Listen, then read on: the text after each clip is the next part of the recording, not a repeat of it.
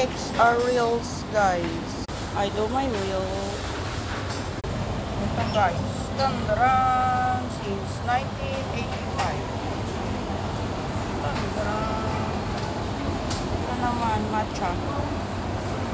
Wow. Amazing.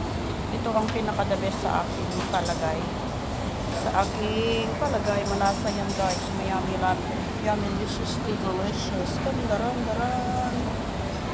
Ito naman, summer heat, fruity paradise.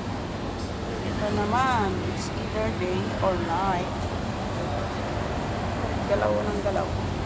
Wow, ito naman, ang mango lovers. Mga mahilig sa manga. Ito naman, ang mahilig sa chocolate.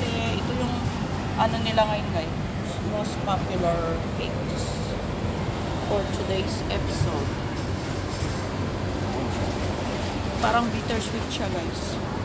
How about this one is the melon. Merong amoy. Hokkaido. Ito yung Japanese din. Hokkaido din. Kasi parang sugary yung melon nila guys. Ayun ko ba? Ang sarap-sarap naman. So sweet. And this one too. Basta, ang gusto ko ay si Hokkaido triple cheese. Tinatanong mo ba? Ito guys. Dito tayo, okay? Apat yan kanina, ngayon isa na lang. And what's our next? Pwede rin to guys. But this one is so cute. Pero maasim-asim to. I can tell. Ito naman si Honey Bee. Si Honey to. Honey. Oh, honey. Pero look at this guys. Si Napoleon.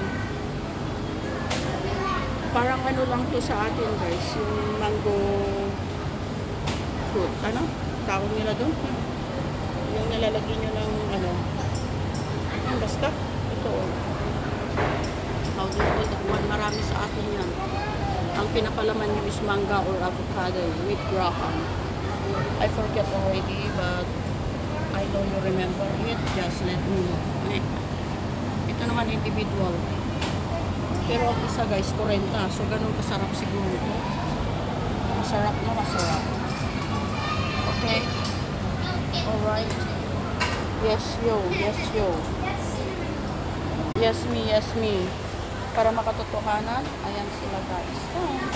Yung model ng cake. Kasi doon ako dadaan guys. Nakita nyo yan? Diyan ang bus stop natin. Kaya, tara na. Let's go. Bye, cakes.